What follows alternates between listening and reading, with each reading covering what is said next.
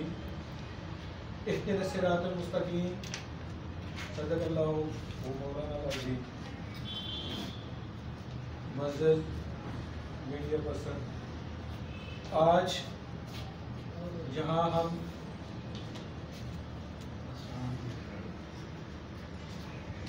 इकट्ठे हुए हैं एक नहायत सीरियस मसले के ऊपर बातचीत करने के लिए।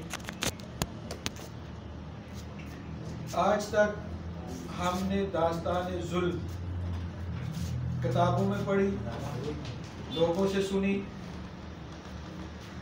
कभी आप बीती नहीं आई मुझ पर जो मैं सुनाता, बताता या दिखाता या उसे पे यकीन करता। जुल्म की जितनी बड़ी बड़ी दास्तानें हमने पढ़ी, किताबों में पढ़ी, बुजुर्गों से सुनी, लेकिन सोचते थे कि वो जालिम लोग, वो फरियाउन लोग, वो यजीदियत ज़हन रखने वाले लोग अब इस दुनिया से जा चुके हैं और आज के मुआशरे में सब मुअज़्ज़ज़ हैं और कोई जुल्म करते हैं, ज़्यादती करते हैं तो बड़े मुहज़्ज़ब अंदाज में करते हैं। लेकिन अफसोस के साथ कहना पड़ रहा है कि आज भी इस दुनिया में कुछ महकमे ऐसे हैं, कुछ महकमों के अंदर कुछ लोग ऐसे हैं जो फरियानियत का अंदाज रखते हैं। यजीदियत उनके सामने कोई चीज़, कोई मायने नहीं रखती। वो जब जुल्म करने पे आते हैं तो इस इंतहा तक चले जाते हैं कि इंसानियत का दर्जा बुला देते हैं। आज मैं आपको स्टाफ कॉलेज PTCL के अफसरान और TIP चौकी के एक्स इंचार्ज सईद शाह के बारे में चंद हक़ाइक़ जो है वो आपके सामने लेके आऊँगा कि इन लोगों ने कैसे गठजोड़ करके गरीब शरीफ लोगों का जीना हराम कर रखा है, कैसे उन पे ज़िंदगी तंग कर रखी है, कैसे उन पे जुल्म के पहाड़ तोड़ते हैं। मेरी सबसे पहले मैं अपना तारीफ करवा दूँ। मेरा नाम सैयद अल्ताफ़ हुसैन वारसी है जी। वल्दियत है मेरी मोहम्मद मनीर वारसी। मेरे वाले साहब स्टाफ कॉलेज PTCL के मुलाजिम थे। मेरी और मेरे जितने बहन भाई हैं जी, सबकी पैदाइश जो है इसी TND कॉलोनी की है। मेरी और मेरे 5-6 बड़े बहन भाई पैदाइश F7 की है। बाकी हम जितने बहन भाई हैं सबकी पैदाइश जो है वो E124 की है। कहने का मतलब यह है कि हम इसी जगह पे पैदा हुए, पले बढ़े, स्कूलिंग हुई, रहे। आज तक हमारे ख़ानदान में 3-4-5 नस्लें जहाँ नहीं, किसी का कोई ऐसा रिकॉर्ड नहीं है कि हम झगड़े में, किसी के साथ ज्यादती में, किसी के साथ जुल्म में शरीक हो के कोई केस बना हो, किसी चौकी में गए हो, या किसी के साथ हमने ज्यादती की हो, या किसी शख्स ने हमारी इज्जत ना की हो या हमारे बुजुर्गों की इज्जत ना की हो। ऐसा कोई वाक़या नहीं है, बल्कि लोग हमारे बुजुर्गों की इज्जत किया करते थे, अपने झगड़ों में उनको सालिस माना करते थे और उनके किए हुए फैसलों पे आमीन किया करते थे। ऐसा बैकग्राउंड रखने के बावजूद 29 जून को staff college PTCL private limited company के 14 से 16 लोगों ने मेरे घर पे दावा बोला, खवातीन के साथ बदतमीजी की। इत्तेफाक से मैं घर पे ही था। उनकी बदतमीजी करने के दौरान ही मैं दरवाजे पे आया, उनसे पूछा कि मसला क्या है। उन्होंने कहा जी कि तुम लोगों ने 2 महीने का बिल जो है वो जमा नहीं करवाया। मैंने उन्हें कहा फिर आपकी जो कानूनी कार्रवाई बनती है वो करें। बजाय इसके कि वो अपनी कानूनी कार्रवाई करते, उन्होंने मेरे साथ गालम गलोच की, ज़दोकोब किया, कपड़े तक फाड़ दिए। उनके उस गुंडा फोर्स को लीड कर रहा था मुराद शाह नामी एक शख्स, जिसका टेलीफोन के ऊपर रब्ता था इफ्तिखार अली नामी उनके इंचार्ज के साथ।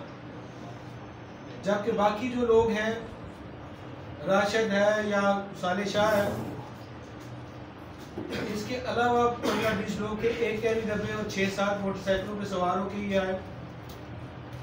इन्होंने ना कि सिर्फ बदतमीजी की, तोड़ फोड़ की, मीटर तोड़ दिया, सुई गैस का मीटर उतार के लेके चले गए, इलेक्ट्रिसिटी का मीटर जो है उसका डिब्बा तोड़ दिया, उसको ऊपर से डिस्कनेक्शन इन्होंने की।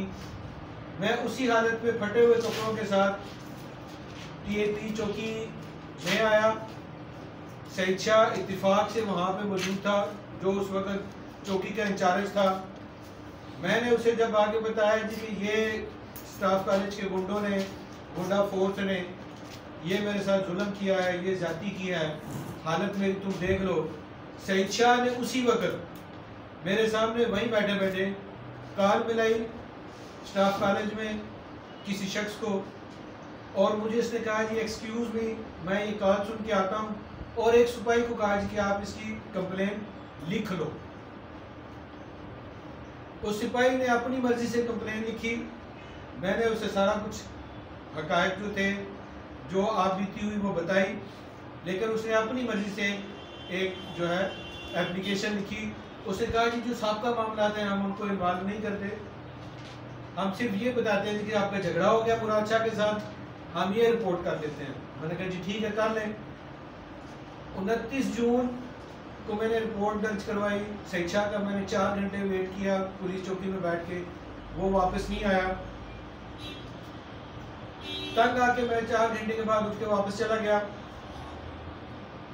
फिर रोज़ाना सुबह दोपहर शाम मैं पुलिस चौकी में आता रहा जी मैंने जो एप्लीकेशन दी है, मेरे साथ जो जुल्म हुआ है उसके आपने क्या कार्रवाई की है। ये आज करते हैं, कल करते हैं, परसों करते हैं, मार कर दिया, इस तरह करके टाल मटोल किया जाता रहा। मैं 4 जुलाई को डीपीओ साहब के ऑफिस में आया।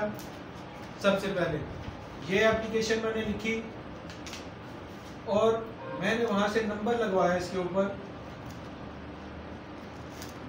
और दरखास्त जो है थाना सिटी में लेके चला गया, सिटी एसएचओ के पास। सिटी एसएचओ ने सईद शाह को कहा कि जी 3 दिन के अंदर अंदर तुम मुझे रिपोर्ट करो। ये 4 तारीख की बात है। कोई उसने 3 दिन के अंदर अंदर रिपोर्ट क्या करनी थी, उसने कोई रिपोर्ट नहीं की। ईद की छुट्टियां आ गई, बड़ी ईद की, बड़ी ईद गुजर गई, ईद की छुट्टियां खत्म हुई। मैं 14 तारीख को फिर डीपीओ ऑफिस में आया, डीएसपी हेडक्वार्टर को मिला। उन्होंने फिर इसके ऊपर मार्क किया इस एप्लीकेशन को, और दोबारा से उसी प्रोसेस के तहत ये वापस टीएपी चौकी में चली गई, और फिर उस पर कोई कार्रवाई नहीं हुई, जबकि 2 दिन के अंदर डीएसपी साहब ने रिपोर्ट मांगी थी। उसके बाद फिर 19 तारीख को मैं आ गया, 19 जुलाई को डीपीओ साहब के ऑफिस में। फिर मार हुई, फिर इसी तरह करके चली गई, और फिर उस पर कोई कार्रवाई नहीं हुई। तंग आकर मैंने 30 जुलाई के करीब, 30 जुलाई को 22A लगा दी इस एप्लीकेशन के ऊपर, क्योंकि इस दौरान मैं रोज़ाना चौकी में भी जाता रहा, और इस दरखास्त के ऊपर जो मैं अभी आपको दूंगा कि आप देख लेंगे कि इस पर एसएचओ सिटी के सिग्नेचर, डीएसपी हेडक्वार्टर के सिग्नेचर और एडिशनल एसपी अयाज खान के सिग्नेचर मौजूद हैं, जिसमें उन्होंने सईद शाह से रिपोर्ट मांगी, और सईद शाह ने 35 दिन तक इस एप्लीकेशन के ऊपर किसी किस्म की कोई कार्रवाई नहीं की। वो मुझे आज करता हूँ, कल करता हूँ, ये करता हूँ, वो करता हूँ करता रहा। और इस दौरान स्टाफ कॉलेज की वो गुंडा फोर्स, वो गुंडे, वो मुराद शाह एंड कंपनी, वो वसीम शाह लोग, ये सब लोग मुझे डराते और धमकाते रहे कि तुम्हारी एप्लीकेशन के ऊपर कोई कार्रवाई हो ही नहीं सकती, ना हम होने देंगे, ना सईद शाह चौकी इंचार्ज कर सकता है, वो हमारा यार है, दोस्त है, हमारे साथ उठता बैठता है, हमसे मुराद लेता है। वो हमारे खिलाफ किसी किस्म की कार्रवाई नहीं करेगा, तुम्हारे हक में किसी किस्म का कोई डिसीजन वो करने वाला नहीं है, ना इसके ऊपर कोई कार्रवाई करने वाला। मैं सुनता रहा, तंग आके मैंने इसके ऊपर 22A लगा दी। 22A जो ही मैंने लगाई तो यकम अगस्त से छुट्टियां शुरू हो गई अदालत की। उसके बावजूद 9 तारीख को जज साहब ने तारीख लगाई जिसमें चौकी इंचार्ज समेत PTCL और DPO साहबान को तलब किया गया, लेकिन तब तक मुहर्रम जो है वो स्टार्ट हो चुके थे। तो इन्होंने सबने कहा कि अब तो मुहर्रम की छुट्टियां हो गई हैं और हम इस तरफ बिजी हैं, तो पुलिस फोर्स वहाँ पे मसरूफ़ होगी और किसी किस्म के कोई कमेंट्स भी नहीं आए। अलगर गुज़श्ता ये जो 16 तारीख थी, ये तारीख थी, पुलिस ने इस पर कमेंट्स दिए हैं, क्या दिए हैं कुछ पता नहीं, लेकिन ना तो अभी तक इन 4-3 महीने हो गए हैं, ना तो मुझे मीटर लगा के उन्होंने दिया, मेरी इलेक्ट्रिसिटी बहाल हुई, ना ही सुई गैस बहाल हुई। मैंने इसी दौरान एक काम ये किया कि मीटरों की बाद में मैंने सारफ अदालत में एप्लीकेशन जो है वो दायर कर दी कि बहुत सारे इस तरह के मसाइल जो होते हैं सारफ के दौरान जो होते हैं वो फोरम है एक मसाइल हल करने का। मैं वहाँ भी जाता रहा। 4 तारीख को मैंने सारफ अदालत में जो एप्लीकेशन मूव की, उसके ऊपर मैडम ने उनको नोटिस किए। बड़ी ईद से पहले 2 तारीखें हुई, मुहर्रम की छुट्टियों से पहले 7 तारीखें हुई, लेकिन PTCL ने जवाब दावा दायर नहीं किया। 2 महीने के बाद जब जुर्माना होने लगा, सिंगल साइडेड डिसीजन लेने लगी मैडम, तो उन्होंने ये जवाब में दावा दायर किया। इसमें उन्होंने PTCL वालों ने मौक़िफ़ अख्तियार किया कि जी इनको चाहिए था कि ये हमें पार्टी बनाने की बजाय सुई गैस के महकमे को पार्टी बनाते, वापडा को पार्टी बनाते, जबकि इन्होंने उन दोनों महकमों को नज़रअंदाज करके सिर्फ हमें पार्टी बनाया। इस पर मैं यहाँ ये बात करना चाहूँगा थोड़ी सी क्वार्टर की अलाटमेंट के बैकग्राउंड के हवाले से और वापडा और सुई गैस के महकमों को पार्टी ना बनाने के हवाले से। वो इस तरह है कि थोड़ी सी पहले TNT की सिचुएशन समझनी पड़ेगी, TNT कॉलोनी के क्वार्टर की सिचुएशन समझनी पड़ेगी। TNT कॉलोनी जब से मार्ज़ वजूद में आई है, एक बल्क मीटर लगा हुआ है जी, सुई गैस वालों का भी और वापडे वालों का भी। वो अपने मीटर के जो रीडिंग है उसके हिसाब से बिल भिजवाते हैं और वसूल करते हैं। अंदर PTCL है, TP है, NRTC है, इनके अपने सब मीटर लगे हुए हैं। वो अपने हिसाब से, अपनी रीडिंग के हिसाब से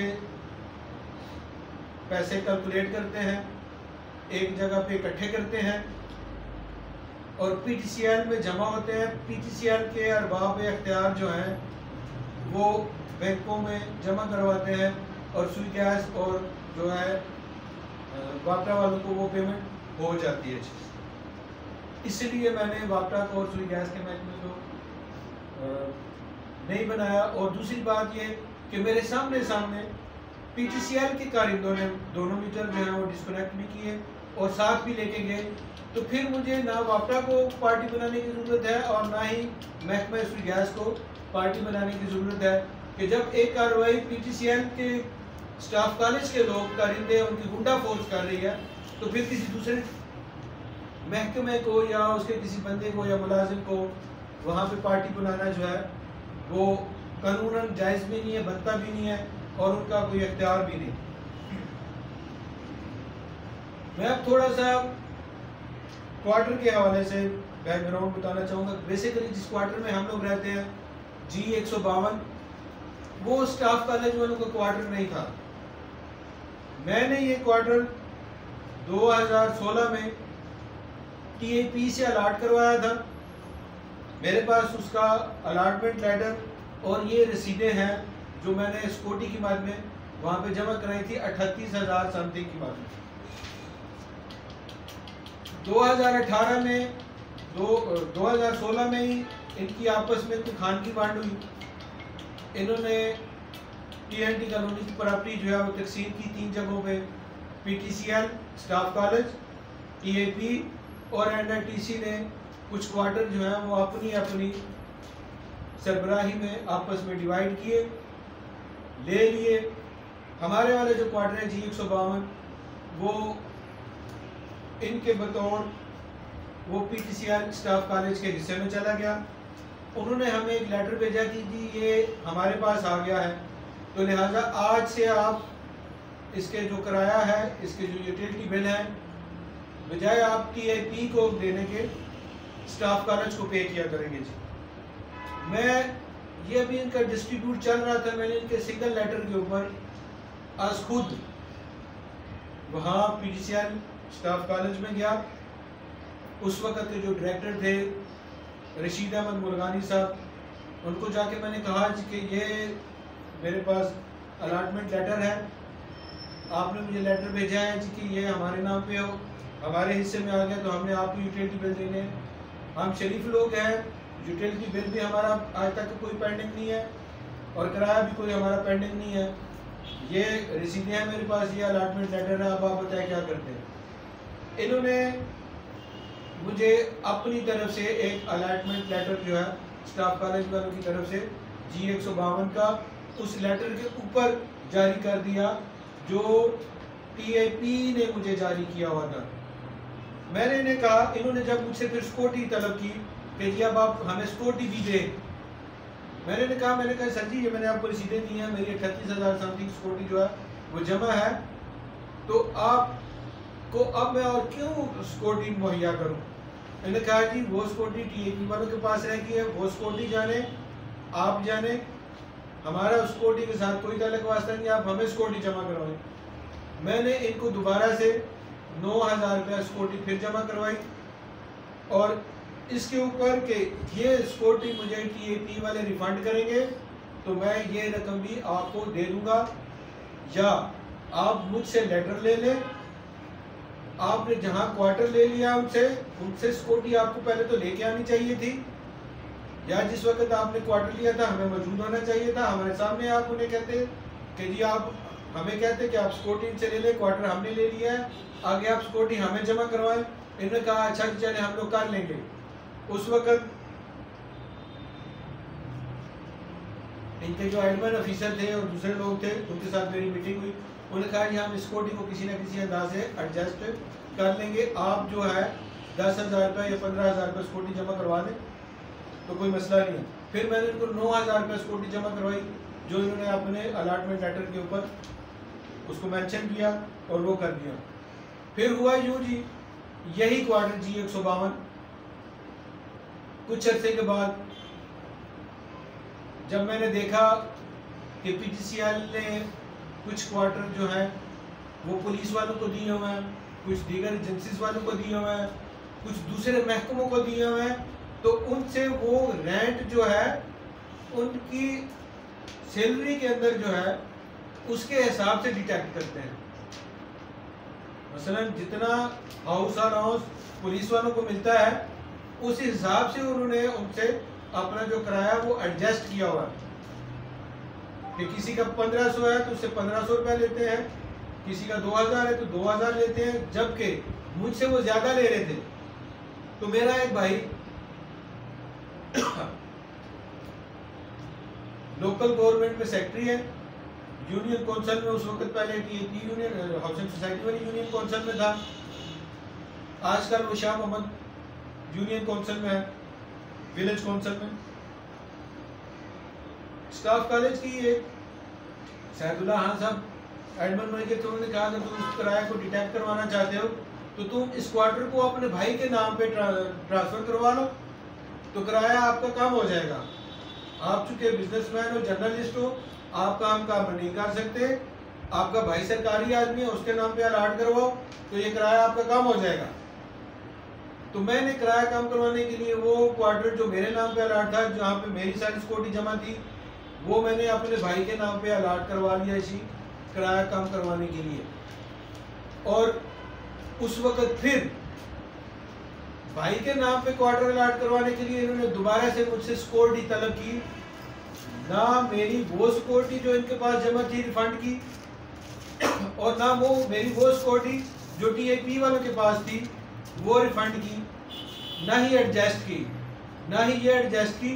मुझे असर 9 सिक्योरिटी जमा करवानी पड़ी, 9,000 रुपया, और मैंने 9,000 रुपये जमा करवा के ये क्वार्टर अपने भाई के नाम पे जो है अलाट करवा लिया। फिर ये झगड़ा क्यों हुआ, मसला क्यों हुआ? ये इस तरह हुआ जी, मेरी फैमिली में मेरे माँ बाप नहीं, वालिदैन जो है वो इस दुनिया फानी से कूच कर चुके हैं। हम बहन भाई हैं आपस में। हमारी एक सिस्टर सेंट्रल जेल पे रिहाइश पजीर है, जो हमारा खाना भी पकाती हैं, कपड़े भी धोती हैं,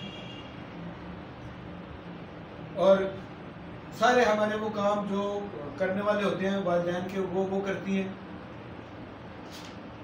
हम खाना खाने के लिए तीनों टाइम सेंट्रल जेल पे उनके घर में आते हैं, कपड़े धुलाने के लिए उनके घर में आते हैं,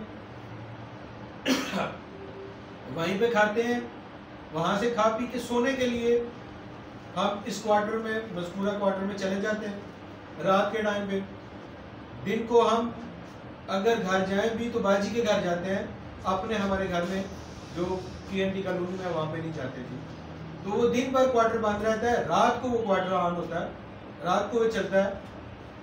तो इनका एक फाइनेंस मैनेजर है जी, सैयद वसीम शाह, उसने देखा कि यार इनके गैस के यूनिट जो है वो 20-25 होते हैं,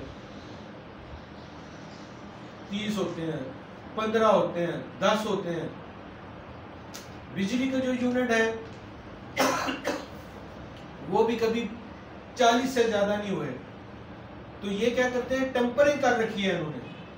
ये उसने सोचा और उसने एक टीम भिजवाई मीटरों को चेक करने के लिए।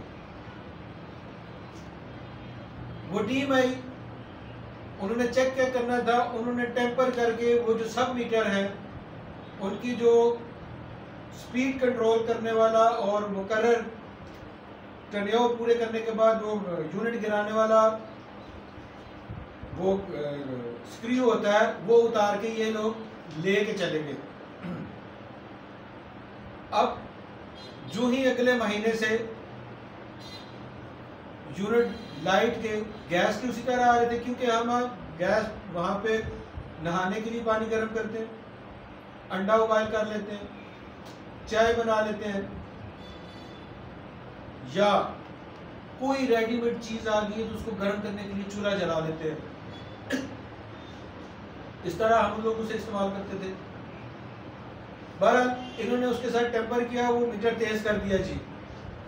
मैंने उसकी कंप्लेन की बकायदा जाके रशीद अहमद मुल्गानी को, इनका एडमिन मैनेजर था इफ्तिखार, उसको, कि जी इन्होंने मेरा मीटर तेज करके ये पेज उतर गया, आप पेज लगवाएं सब मीटर को। इन्होंने वो पेज क्या लगवाने थे, इन्होंने वो मीटर ही रिप्लेस कर दिया और डिजिटल मीटर लगा दिया, जबकि पूरी कॉलोनी में मीटर लगे हुए सब मीटर, सिर्फ एक मेरा घर है जहाँ पे डिजिटल मीटर लगा हुआ है बिजली का।